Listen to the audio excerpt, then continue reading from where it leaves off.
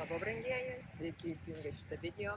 Jeigu esate čia ir dabar kartu su manimi, reiškia, ką Taro kortos nori pasakyti, yra lemta jums išgirsti ir greičiausiai nebereikalo įsijungite šitą video. Dėl to, kad nieko nėra atsitiktinai. Kokia Taro kortos žinutė yra čia ir dabar, kurią jums reikia išgirsti? Ką jums nori pasakyti? Kas ateina pas jūs? Pelės.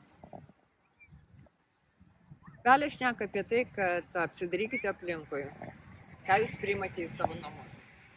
Arba kas ateina į jūsų namus, kai jūsų nėra namuose. Kas nori iš jūsų paimti tai, kas priklauso jums. Kas maitinasi jūsų gerovę. Kas išnaudoja jūs, kas nepastebimai ima tai, kas jiems nepriklauso. Tai nėra namiškiai jūsų, tai yra žmonės svetimi, bet kurie jaučiasi jūsų aplinkoje kaip namie. Kas tai bebūtų, ar tai yra žmonės jūsų darbe, bendradarbiai, ar tai yra jūsų kaimynai, ar tai jūsų giminė. Žmonės negyvena po vienu stogu. Taip galima sakyti, bet jie dažnai lankosi, būna jūsų dažnai kompanijoje. Greičiausiai jūs pažįstate tos žmonės, netgi labai gerai pažįstate, netgi gal ir pats juos vaišinate, gal netgi pats ieškote jų bendravimo. Bet kortos sako, kad tie žmonės nėra sąžiningi. Jie nėra nelinkintis jums gero. Mažo to, jie nori pasisavinti tai, kas yra jūsų. Kai dar yra, žinote, kryžius. Kryžius sako, tai korta jinai perspėja apie tai, kad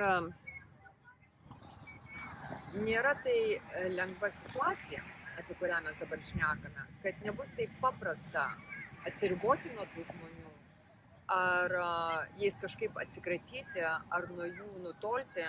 Nes matote, kryžius tai yra, kiekvienas nešame savo kryžių. Tai sako, kažkas tai yra, kaip ir, galima sakyti, nusipelnyta arba užtarnauta.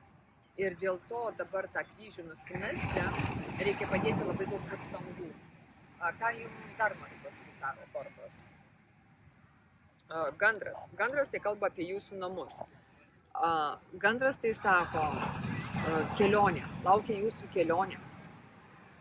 Gandras taip pat šneka apie jūsų vaikus. Tai situacija yra surišta arba su jūsų vaikais, arba su kelionė, su emigracija kai kuriems iš jūsų.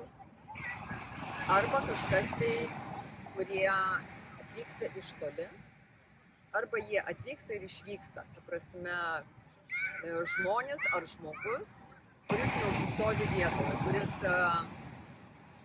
kažkokį laiką pabūna su jumis ir kažkokį laiką jisai būna kitur, negu kad esate jūs. Tai yra žmogus, kurį jūs matote karts nuo karto, neištisai. Kaip atsako, šita situacija, jinai turi laimingą pabaigą.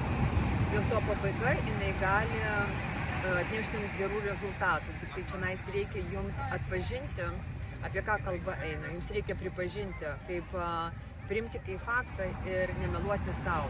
Tiesiog intuityviai supraskite, apie kokį žmogų, apie kokius žmonės, apie kokią žmonių grupę čia yra kalba. Kada žinote savo priešus, tada žinote, kaip nuo jų ir gintis. Nes, kaip žinote, kada žmogus žino, kad pelės įsivėsi jo namuose, stato spąstus, deda nuodus.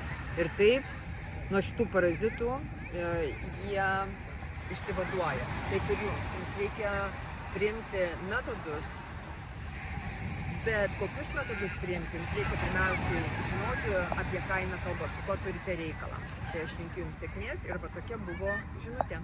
Ačiū labai ir iki kito malonaus. Čiau, mano brangieji.